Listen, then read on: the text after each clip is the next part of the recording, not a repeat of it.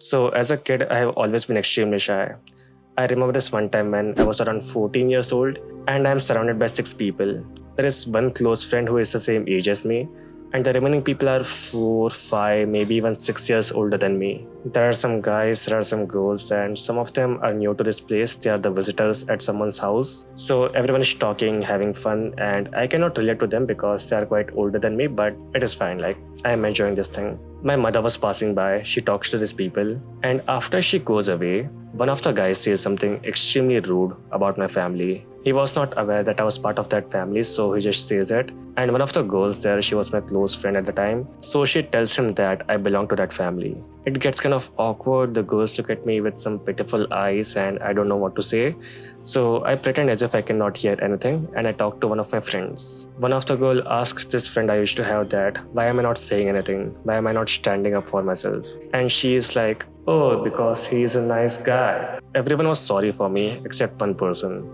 The fucker who said those nasty things about my family. He was like, whatever, I don't care. And I was supposed to be angry towards him, but I do the opposite. I try to be as nice as I possibly can to him, and he gets more and more rude towards me for no reason. I have had a lot of incidents just like this where I do something nice for someone who doesn't even deserve that, and that person takes advantage of that, and I don't do anything about it. I kept telling myself that I'm this nice person and that is how I'm supposed to behave, while in reality I knew very well that that is not the case.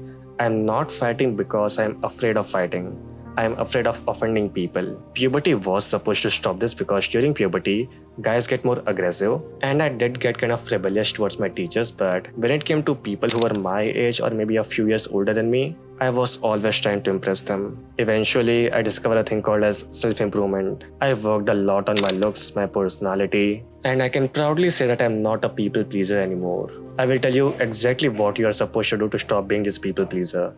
But before that, I'm working on a course on how to grow your personality as a shy or introverted guy. In there, I talk about various things like your appearance, your looks, and how that plays a part. I talk about how to be more confident, more assertive, and how to not get nervous in social situations, along with a lot of other things. It will soon be available on my Patreon. The link is in the description. And yeah, back to the topic. How to stop being a people pleaser. So when I tried learning these things, the first thing I learned was the art of polarizing people. Polarizing someone basically means that you are supposed to push people to either like you or hate you. Ideally, you want a lot of people to like you, but that is simply not possible. If there are a lot of people who like you, there are going to be people who hate you. There is no exception to this. And the problem with being a people pleaser is that you want to keep people in between. You are afraid of some people disliking you, and because of that, you only say the things that are not going to offend anyone. You only say some safe things, some safe sentences. And to polarize people, you are supposed to go to extremes. You might have some extreme opinions right now that you are not sharing with other people because you are afraid that those people are not going to like that opinion. Then you might have some arguments with these people and you don't want to argue, so you don't do anything. So that is level 1. Be more authentic and don't be afraid of sharing extreme opinions. It can be opinions like 9 to 5 is a waste of your life or using Instagram is a waste of time. You might agree with me right now, but in real life and talking to people, when I say that I'm not on Instagram, they ask me why not.